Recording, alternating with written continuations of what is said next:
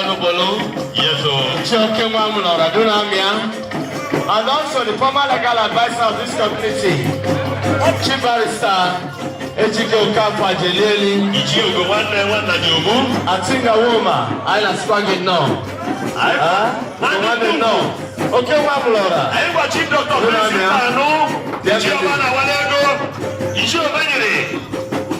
Comrade Studio Videndo, Nnukwu Bobolo, Onye Chizoka, Ida Okafe Tika, Bijok, Ijira Spelo Labo, Vice Chairman Nnukwu, Edwin Ebefuna, Oneda Chukuma, and this stakeholder Nina, Panama Taketa, Kabia Kene Wande Moke, and the Mebu Bichi and Ubo Chetata, Odewu,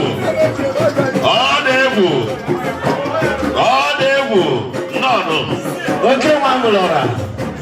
Hey! Thank you. I don't know more than Nnukwu. Not Adazi, but no. Nnukwu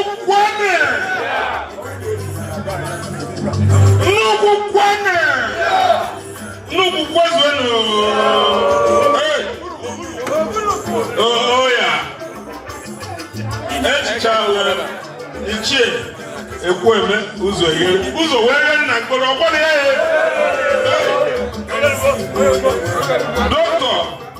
Anthony Muoneme wee so wanyere ọgbọdọgba n'ọdụ ikpe n'ime mkpọrọ oghere ọzọ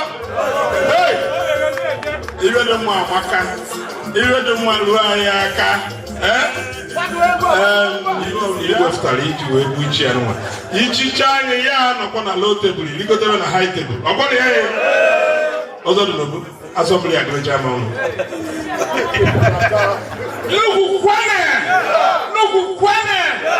Muoneme Nnukwu Zuane ọya dịla anyị n'ime ahụ ọya dịla agazi Nnukwu nwa Ogunukwu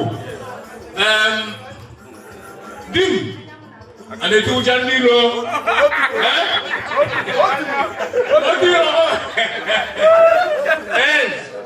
kedu ọma na-enwere ego Ichi a ego nwanne biko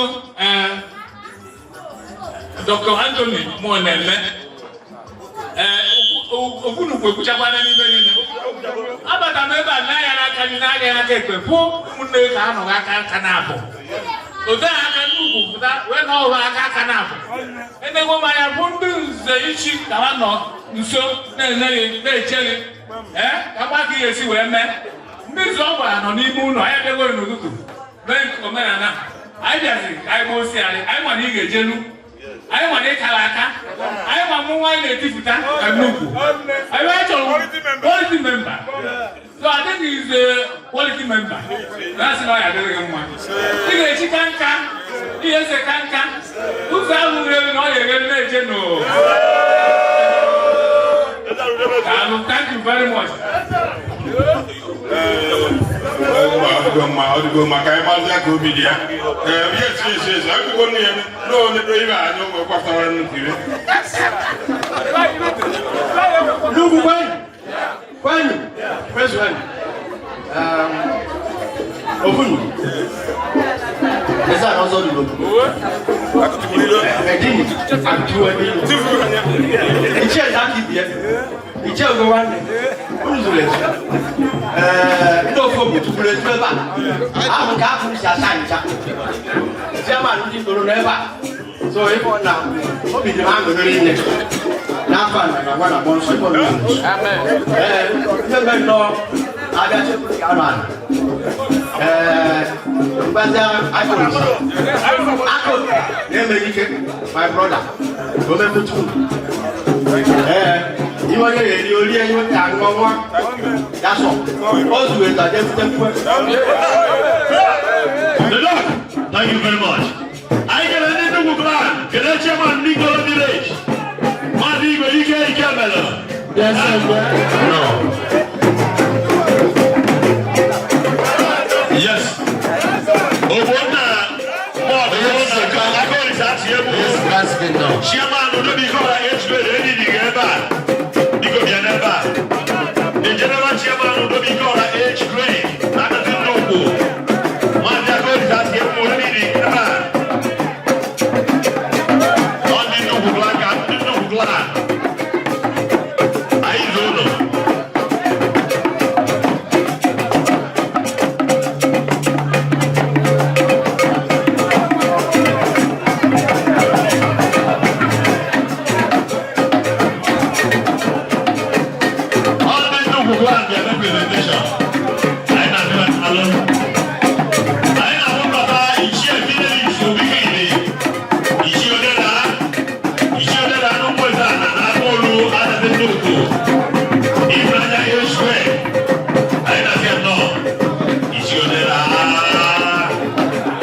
only gentleman ever lived in Israel. Ichi Odera. Ichi Odera. Babalo. I remember when you see no more. Dim, on a chair. Dim, and the woman. Dim, and the shepherd. Okay, but I is good. I am a diva. Only in the Nnukwu na Nnukwu plan. Obatago. Di ma tugo mata. Di ma fa mo di mo ka meje. Iṣẹ́ do dibiri. Iṣẹ́ wa ma kibi ya. Mala ta mala ji dulo yi. Ai na dia no. Ya we konta. O che dia. Se vai na do.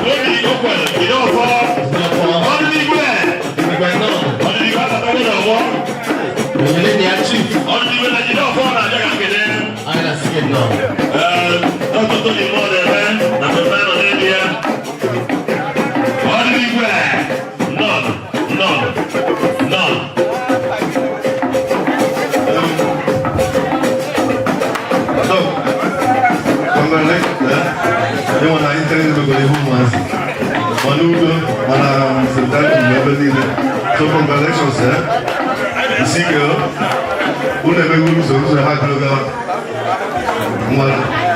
Thank you very much. Keep pharmaceutical and you don't for one night working. None.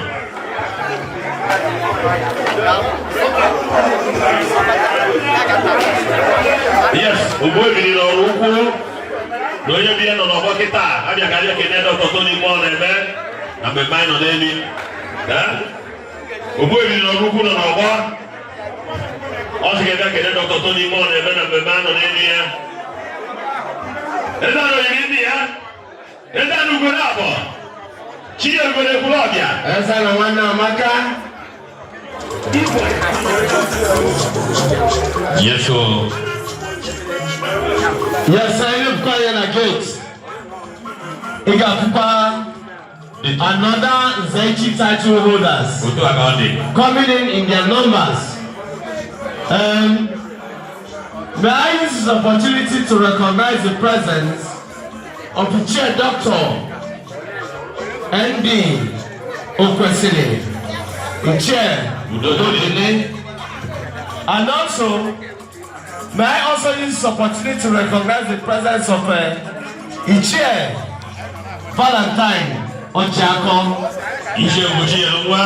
and also may I use this opportunity to recognize the presence of Ichi Kisili Nole, Ichi Obiyelugo, Adazi Nnukwu, Katabo, the last man standing. Yes. Franco. Okay, the general chairman of WOPI, 8th grade, no, back at that. Chatana Kantan, the Negato. Yes. Is he around? Is he around? And become even. Chatana Kantan, the Negato, the new general chairman of WOPI, 8th grade worldwide. And become even. On the river, I said no. Yeah. Hey. What a professional. Then, the managing director of Lopa Ichi Obiyelugo. Obiyelugo, no one that they were. Nobody can now all Adazi Ichi Kisili Nole. No. Obiyelugo. This time, you're welcome. May we use this opportunity to announce the arrival of the man on secondment. The man from Dimo Kabeje. Chief Sir Dr. Chike Edu. The former chairman Hotel Owners Association, Abuja chapter. Tim Iwadebuna. Tim Ebekwedike. Tim Ochaga. Tim Iwanya. However.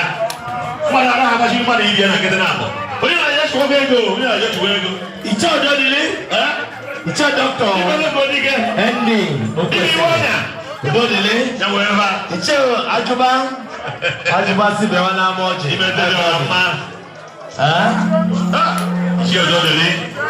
Ichi Ododile. Okay, your classmate. You're welcome. Yes. Ichi Ajuba. Another candidate on the list. Ichi Ajuba. Ichi want to go out. No, we're not London. Yes. I'm going to London. Another consultant in the field of engineering. This time, the chairman, Satika Consult, Nigeria Limited. Chief Engineer Theodore Ezana. Ezana. Ezana. Ezana. Dako Westham. Yes. You are welcome. I love the wonderful member of yes. Omibedi of the new chairman of the chairman. Chapter accountant the yes. The new chairman of WOPI 8th grade worldwide. All that are going around. Yeah, quite cool. The chapter accountant with an ego. Better go on with it.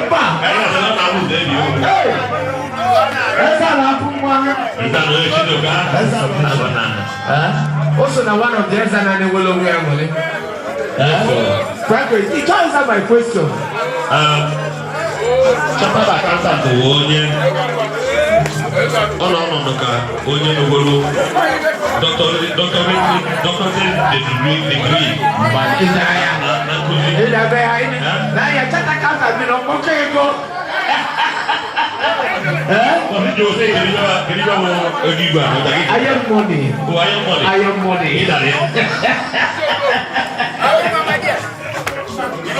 Yes, kind of attacking the wife of Tim.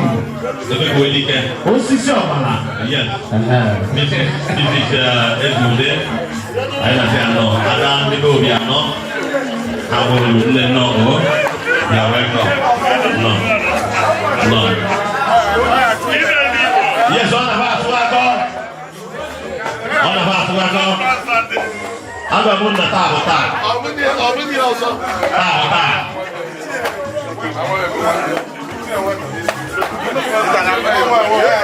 Oh, ikan lagi We are here to join the Muoneme family right away on the colorful celebration, on the occasion. Okoye Oto, Bola Mesempe, Ezana, Ezenne, Ezana Ochirozwa, Ezana watching the melon. I don't see it now. Ezana watching the melon now. Professor Emeritus. Organilu age grade for Mapalabu. You're welcome. Onyana Matiba. Ezana watching the melon. Ezana Ezenne. Ezana Ezenne. Ubiefue. I don't see it now.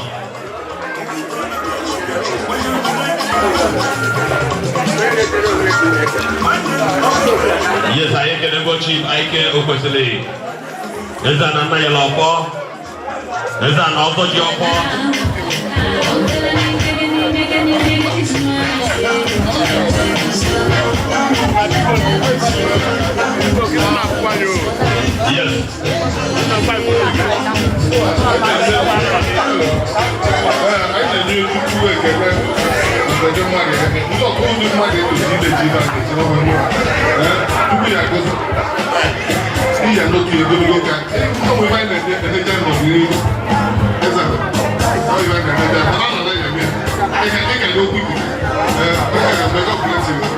Amen. Thank you.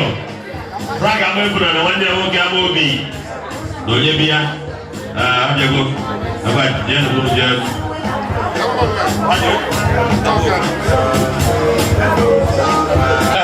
I got one. You know what I did to go. I want you guitar.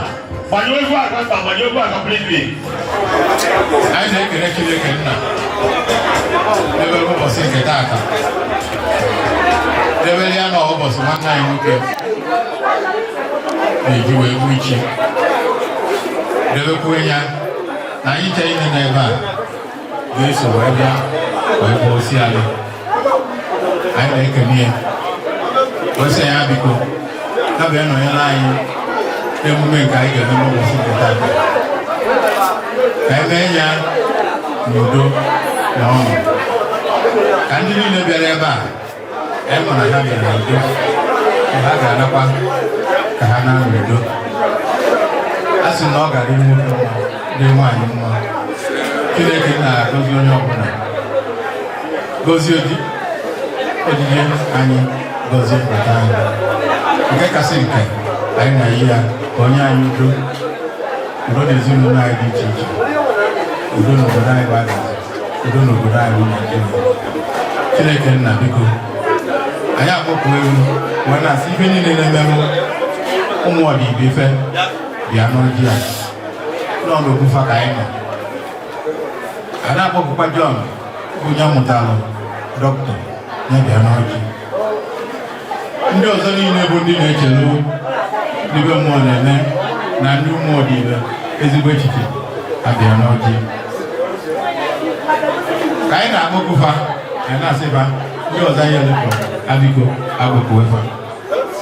Na anyị nọ ebe a n'udo. Anyị nọ ebe a ka anyị bụ nwanne anyị nwoke Ichi. Anyị bụ ndị mmadụ anabata gị ka fanwa bụ ndị anyị afụrụ anya kwenye. Chineke nna biko gozie ife niile ya dị ebe a, gozie ife niile anyị eme, gozie ife niile anyị ga-eri.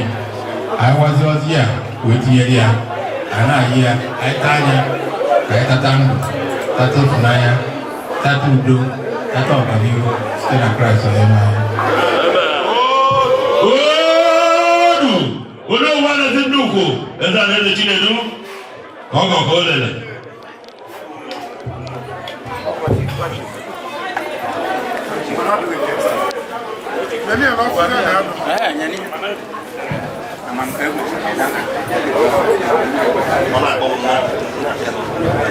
Asị m ọfọsọ ndị ibe ele nọ Eza n'udo ka mma.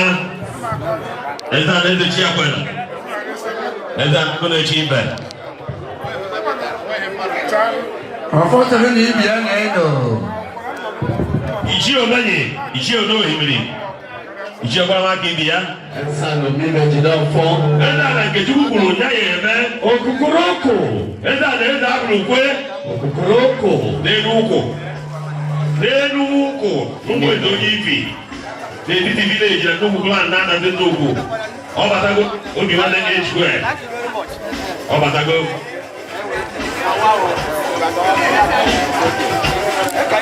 Mbakwe ọbịago. Eza na obi ibe jide ọfọ. Onye jighị ọfọ, ihe ọhụrụ. O wee na-agụ ya, o ihe ọzọ. Ọ ihe anyị nọ n'elu ya.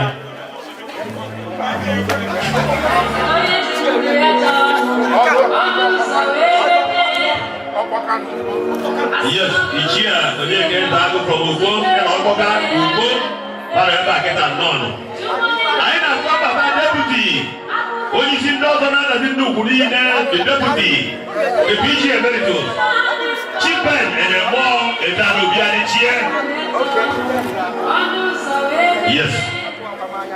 Wali, no, ụlọ kagburu ibe mma. Hey, ụlọ gbatakwala ugwu.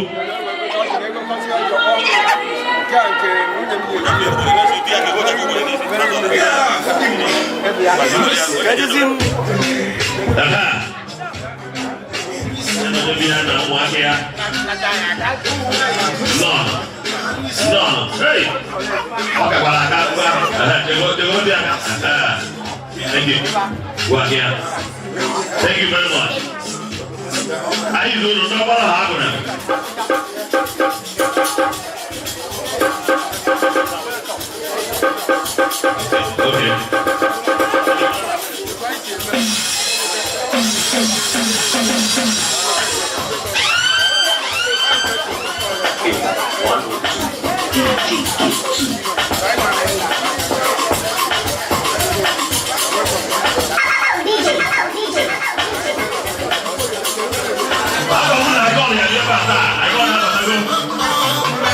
Yes, so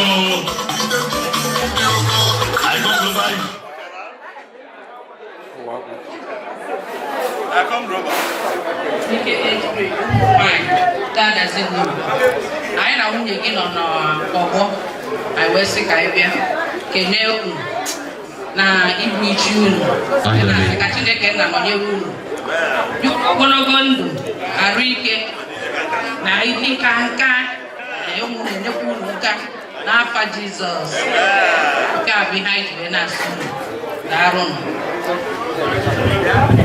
Ụmụ anyị obi ike age grade ndị executive ha bịa kene. Thank you.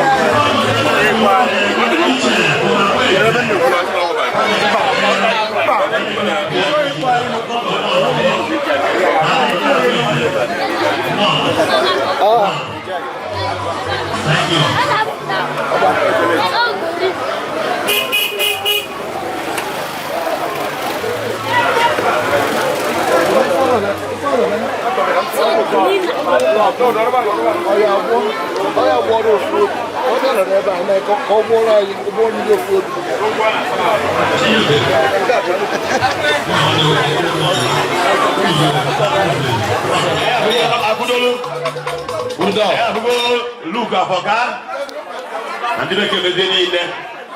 No, see the one. Okay. What do you see the one? I was here. I will look up the woman. Yeah.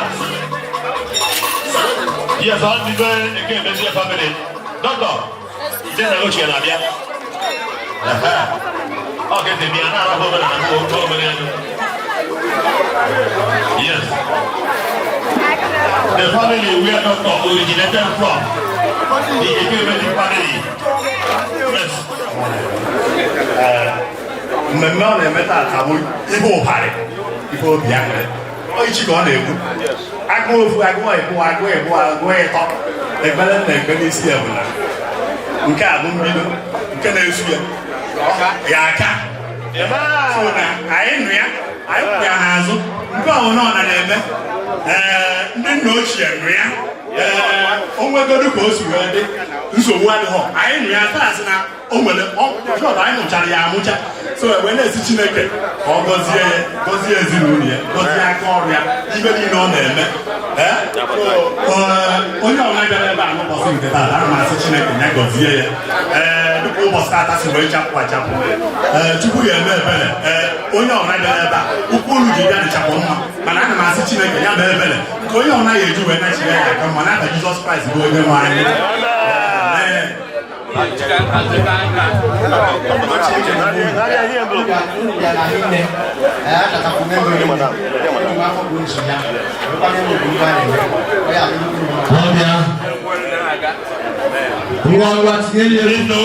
family we are not originated from.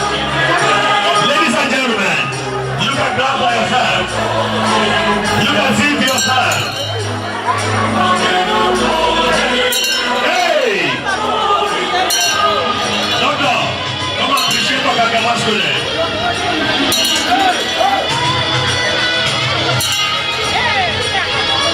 Come on, and appreciate what I can watch today. You are just coming to here to join the group before Adazi Nnukwu. It is a colorful celebration.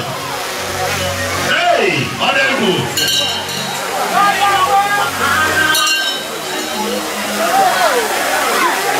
Nnukwu.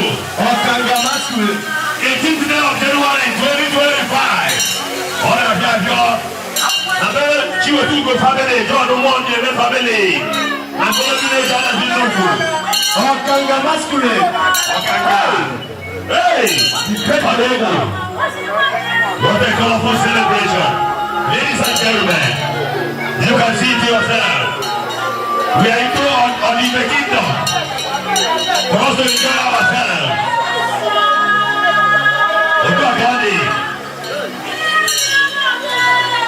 Okay.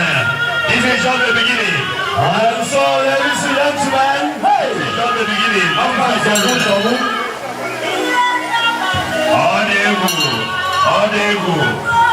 Nnukwu. Yes, sir. 18th day of January. A remarkable day we will not forget in our life. 18th day of January 2025. A remarkable day we will never forget in our life.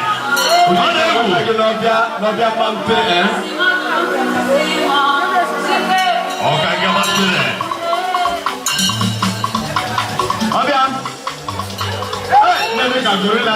Okanga masculine. He's performing in Adazi Nnukwu.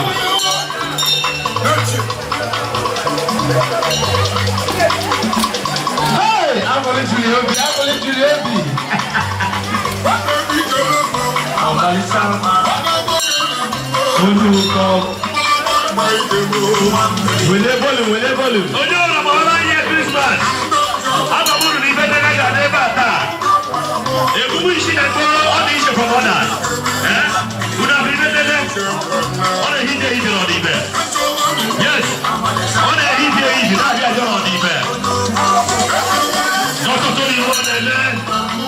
January 2025. Taking up the Ichi. Let that be an Ichi.